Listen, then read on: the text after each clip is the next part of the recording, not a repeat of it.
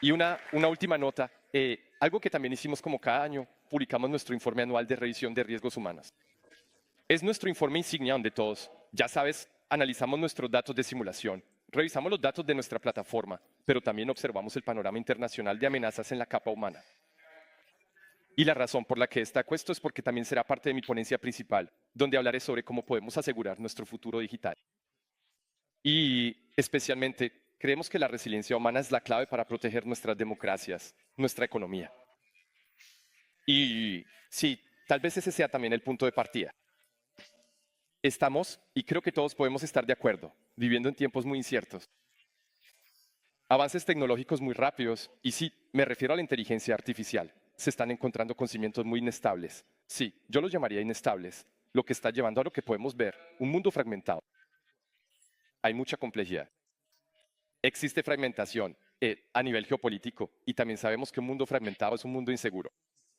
Así que esto también es algo que queremos destacar en esta conferencia. Pero quizá primero echemos un vistazo a los números y a los resultados de nuestro informe de riesgos humanos. Así que no es muy sorprendente que el panorama de amenazas haya aumentado. Está en el nivel más alto de los últimos 5 años. Y eso es básicamente lo que nos dicen los profesionales de la seguridad a los que encuestamos para nuestro informe de riesgos humanos. El 80% nos dice que el panorama de amenazas está en su punto más alto de los últimos 5 años, y no es nada sorprendente.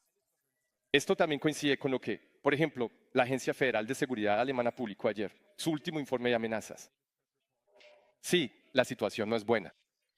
Además, solo un tercio nos dice que el panorama de amenazas se va a suavizar, así que no hay muchas perspectivas positivas para el futuro, y una de cada 2 organizaciones ha sido atacada con éxito en los últimos 3 años. Estaba hablando precisamente del número real, porque obviamente esto también está un poco sesgado. Lo más probable es que el número real sea mucho más alto. Entonces, ¿qué sigue estando en el foco? Voy a pasar por esto muy rápido porque ya conocen a los sospechosos habituales. Es phishing, es malware, ransomware. Los ataques 2 también están en aumento otra vez. Esto es algo que estamos viendo cada vez más en los últimos 12 meses. Y, obviamente, la ingeniería social, ataques que van más allá del phishing tradicional por correo electrónico. Voy a hablar de eso en un momento. Y creemos, y esto también es lo que escuchamos de ustedes como expertos con los que hablamos para nuestro informe de riesgo humano, que vemos 3 factores que impulsan este panorama de amenazas tan serio.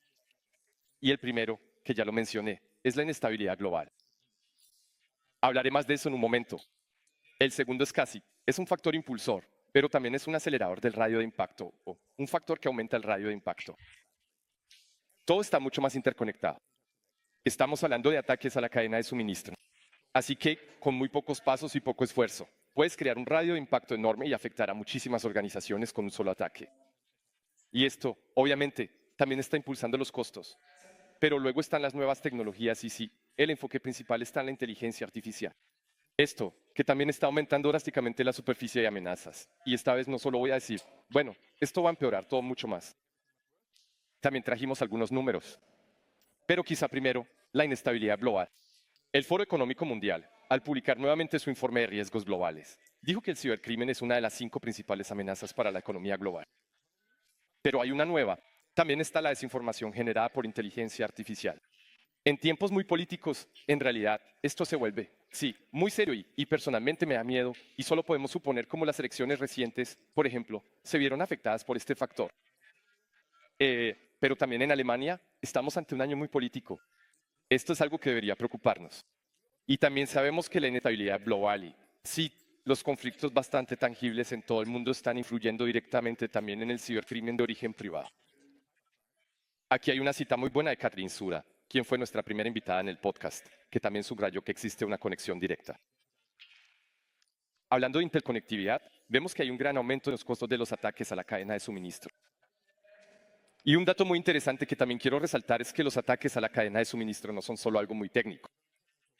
Si miras el caso de XZ Utils, y la mayoría de ustedes están muy familiarizados con ese caso, también fue un caso de ingeniería social muy complejo. Entonces, básicamente, me refiero a que es un paquete de código abierto y hay un mantenedor que se encarga de organizar la comunidad de esa biblioteca. Y como sabemos ahora, hubo actores que, básicamente, ejercieron mucha presión sobre ese mantenedor hasta que se fue, agotado, y luego ellos tomaron su puesto. Así que, aunque las cadenas de suministro digitales sean muy técnicas, en muchas cadenas de ataque también hay tácticas de ingeniería social involucradas. Y luego está, y en esto me quiero enfocar, las nuevas tecnologías y la inteligencia artificial. Y podrías preguntarte, Dios mío, ¿todavía inteligencia artificial? Lo escuchamos, ya sabes, en marketing. Todos los proveedores, incluso fuera de la seguridad, están destacando la inteligencia artificial y hablamos de eso. Hablamos de conceptos y demostraciones y creamos de faques y todo es muy emocionante, pero creemos que todavía y que tenemos que hablar mucho más de esto porque también sentimos que algo ha cambiado. Y como ya nos conocen, la mayoría de ustedes sabrán que hemos estado cubriendo este tema desde hace varios años, casi 5 o 6 años. Estamos siguiendo el desarrollo aquí. Y durante los últimos 4 o 5 años siempre hemos destacado, ya sabes, lo que es posible. Y ahora también queremos hablar sobre lo que está ocurriendo y creemos que hay un motor muy fuerte, también una dinámica que mezcla nuestras personas personales y de negocios, así como nuestras huellas digitales. Porque gracias a la IA, en realidad, puedes mantener y escalar la recopilación de información. Por ejemplo, también puedes hacer cosas que antes no podías hacer. La clonación de voz es un tema, voy a hablar de ello en un momento, pero creemos que esta mezcla de la vida privada y laboral y la consumarización del cibercrimen en realidad es algo impulsado por la IA. Ahora, saben que en SoSafe hablamos sobre lo que es posible. Hablamos de cifras, pero también hablamos de personas, y esto puede ser algo muy, muy complejo y abstracto. Y algunos de ustedes también sabrán que nuestra historia de origen en SoSafe comenzó cuando nos juntamos como fundadores hace 6 años. En nuestro grupo de amigos tuvimos un caso muy grave. La abuela de un buen amigo mío fue estafada y entregó una suma de dinero muy, muy grande a un estafado. Fue una estafa del tipo falso policía. Lo que realmente me afectó personalmente no fue la enorme suma de dinero, sino las consecuencias emocionales. Y realmente pensé, vaya, esto. Tenemos que evitar que haya más víctimas y también debemos mirar las historias detrás de esos delitos y ataques cibernéticos. Y esto es algo que hemos estado haciendo, sí, de manera bastante constante aquí en SoSafe. Y hoy quiero compartir con ustedes una historia, no de una víctima, sino de una heroína cibernética. Quiero mostrarles una pequeña historia que creamos en las últimas semanas. Nos presentaron a una señora de Carolina del Sur. Su nombre es Lassie Cannon. De hecho, ella es la abuela de uno de nuestros SAFs, de uno de nuestros empleados. Y, bueno, ella vivió algo que resalta lo grave que es la situación y, sin adelantarles nada, queremos compartir esto con ustedes. Mi nombre es Lassie Cannon y vivo en Clinton, Carolina del Sur. Recibí una llamada telefónica una mañana. Un hombre dijo, soy tu otro nieto de Raleigh. Le dije, Cory, ¿cómo estás? Él dijo, Nana, he tenido unos días malos. Decidí parar a cenar antes de regresar a Raleigh y sí, tomé una copa con la cena. Así que cuando salí del estacionamiento del restaurante, tuve un accidente de auto. Le pregunté, ¿estás bien? Él dijo, no. Nana, estoy en la cárcel. Me arrestaron por conducir bajo los efectos del alcohol y por imprudencia temeraria. Y le pregunté, ¿qué puedo hacer por ti? Y él dijo, necesito dinero para la fianza. Menos de 5 minutos después, sonó mi teléfono y el hombre dijo, soy el abogado de Cory y él me pidió que te llamara para ver si puedes ayudarlo con el dinero de la fianza. Y le pregunté, ¿está bien? ¿Cuánto dinero necesita? Él dijo, $5,700, pero le dije, lo siento, no puedo conseguir esa cantidad. Él dijo, ¿y si logro que lo reduzcan a $4,000? Y entonces le dije, no, ellos no hacen eso. El tipo colgó. Quería averiguar de inmediato cómo ayudar a Cory porque me preocupaba que estuviera en problemas y necesitara ayuda, pero simplemente no podía encontrar una manera de hacerlo y protegerme a mí mismo también. Así que empecé a intentar ponerme en contacto con mi nieta, que es amiga de Cory, y él estaba en la casa, en la cocina, preparando su cena. Él no había estado en Charlotte. Él no estaba en la cárcel. No tenía idea de que la inteligencia artificial pudiera hacer algo así. La voz era correcta, la información era correcta. Simplemente no tenía ni idea de que se pudiera hacer. He escuchado que a algunas personas les pasa esto y no se lo cuentan a nadie. Yo, en cambio, se lo he contado a todo el mundo que conozco. Si recibes una llamada, verifica cualquier cosa que te digan antes de hacer algo para ayudar a esa persona. Así que un gran aplauso para.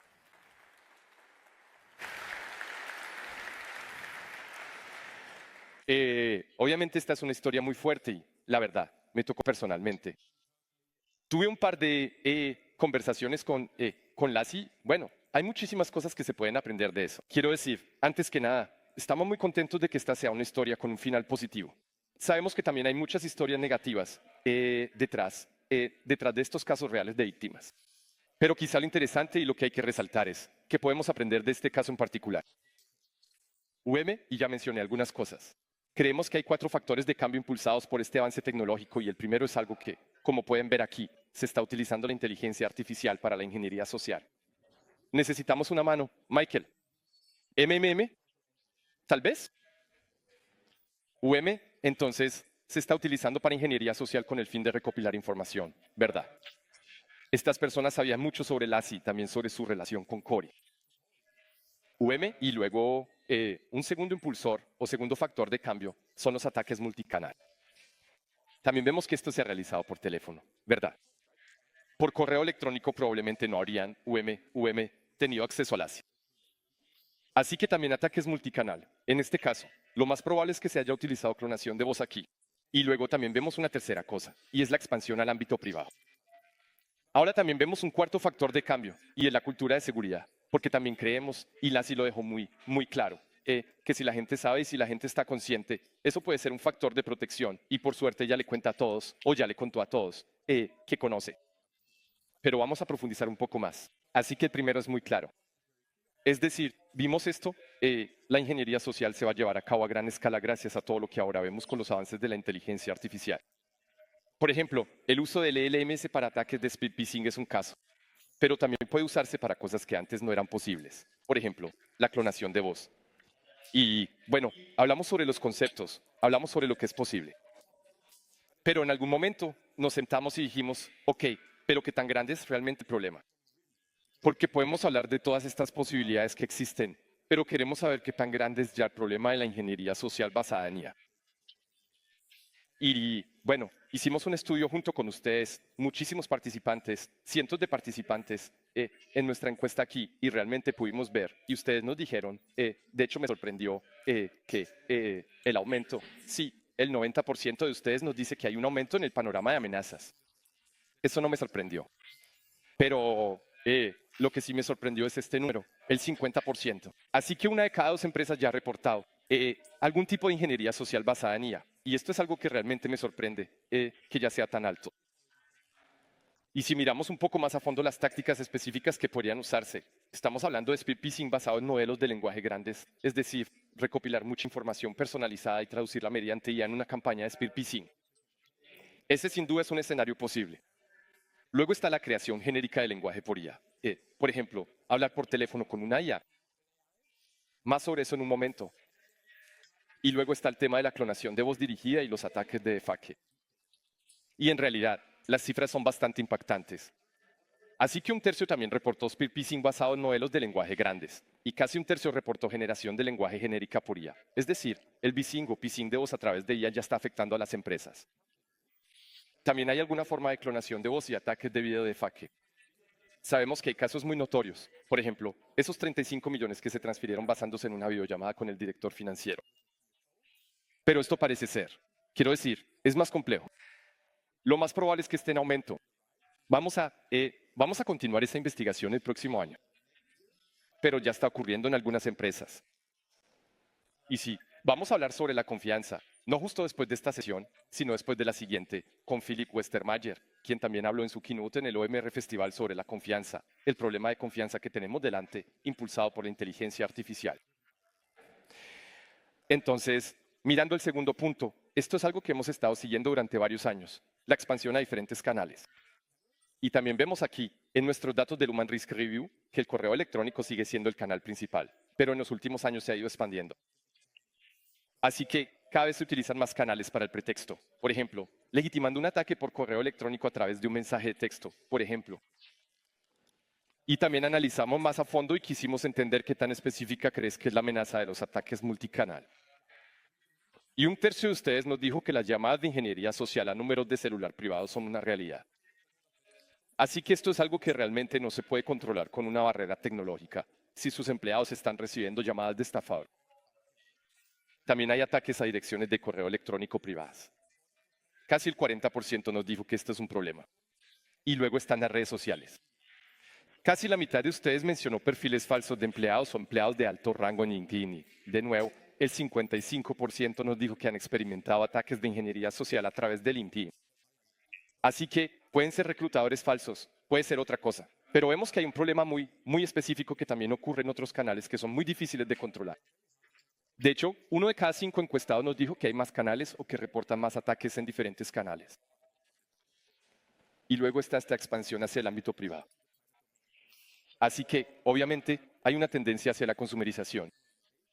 El caso de la SEI fue, muy probablemente, un ataque de 2C, pero también existe la expansión en la interfaz entre lo empresarial y las personas en su ámbito privado. También vemos ataques en los que, por ejemplo, familiares de ejecutivos forman parte de la cadena de ataque, lo cual es una idea bastante aterradora, si me lo preguntas. Y también te preguntamos eso.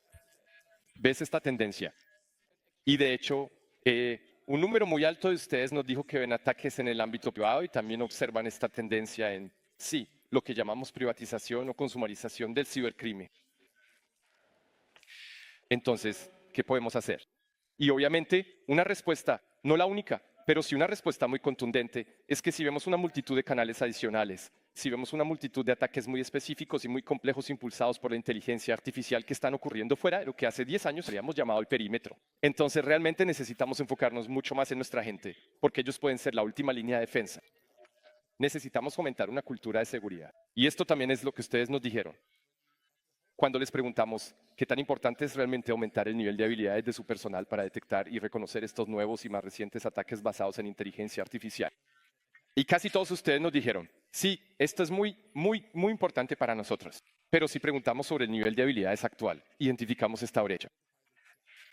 Así que solo una cuarta parte dice, estamos bien preparadas. Sentimos que estamos bien preparados para lo que es posible ahora. Así que hay mucho por hacer aquí y también preguntamos qué podemos hacer.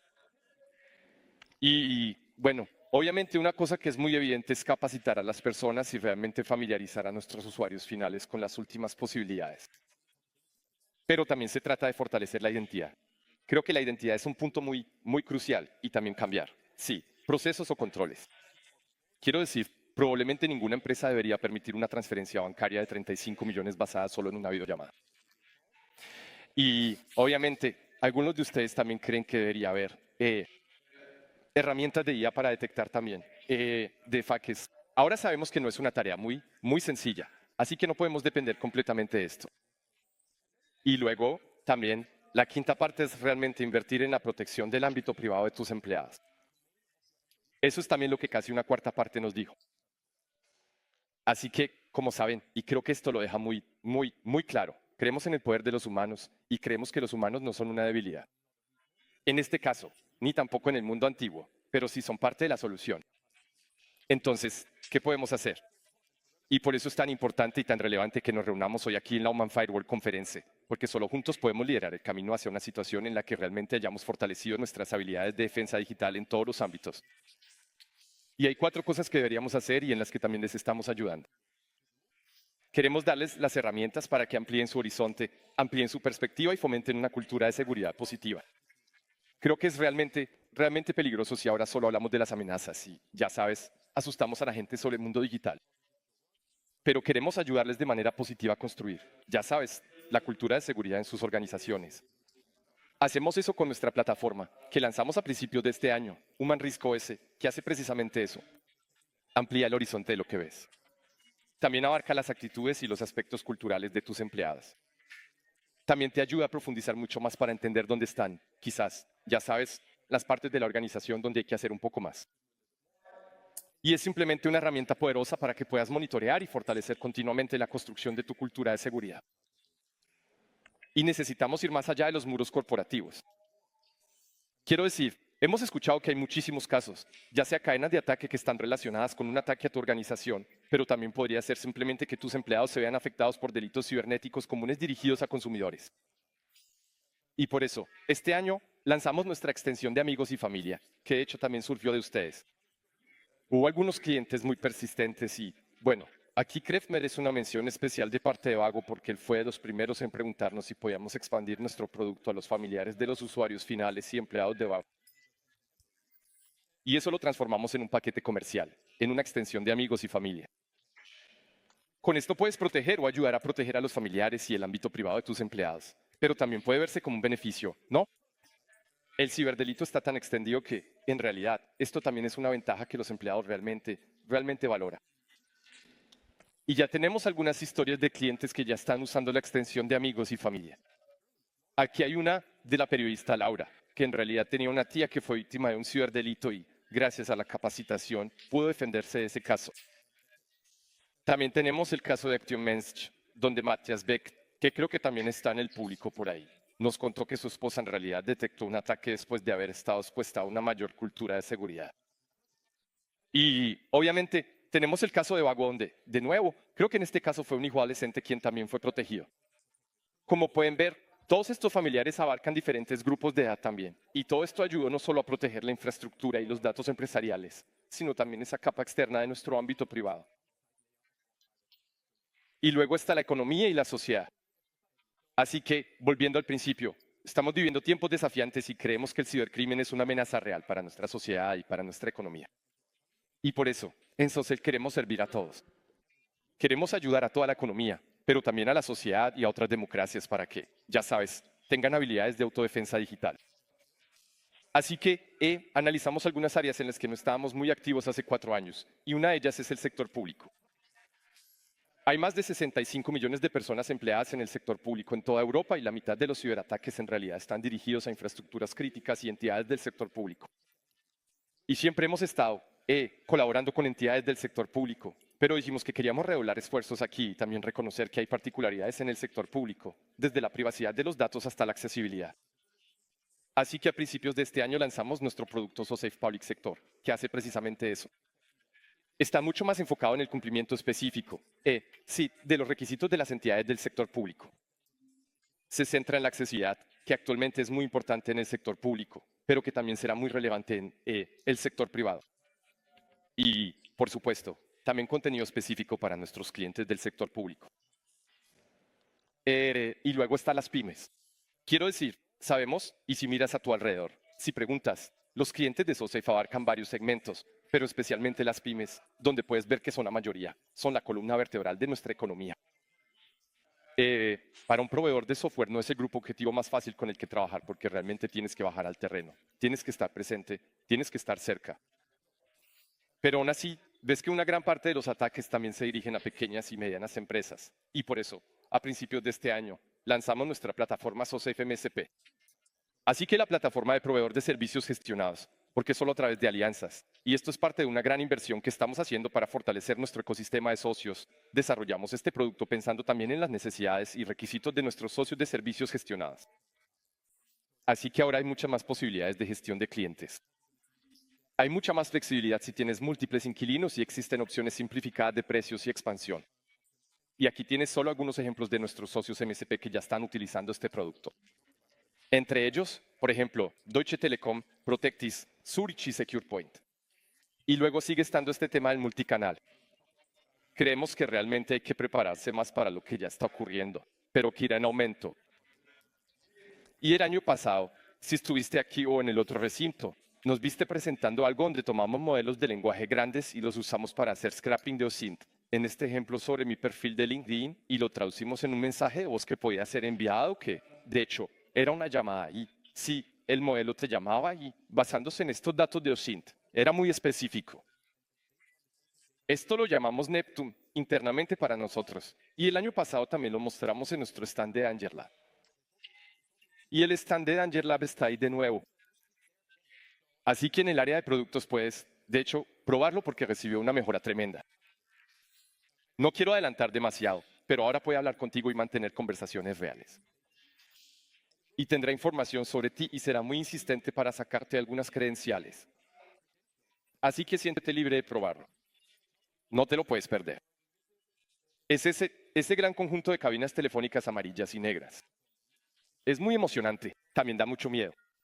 Así que, de verdad, pruébalo. Y para nuestra audiencia en streaming, también estará disponible más adelante en línea. Pero muchos de ustedes probaron la anterior exhibición de AngelLab y la usaron para crear conciencia interna, llevando las reuniones ejecutivas, talleres ejecutivos, y la encontraron sí, aterradora, pero al mismo tiempo también muy poderosa. Así que me alegra mucho anunciar que también lo hemos traducido en un producto y un servicio. Así que ahora, anunciándolo y estando disponible muy pronto nuestras simulaciones de phishing de voz impulsadas por IA. Y creo que eso merece un aplauso.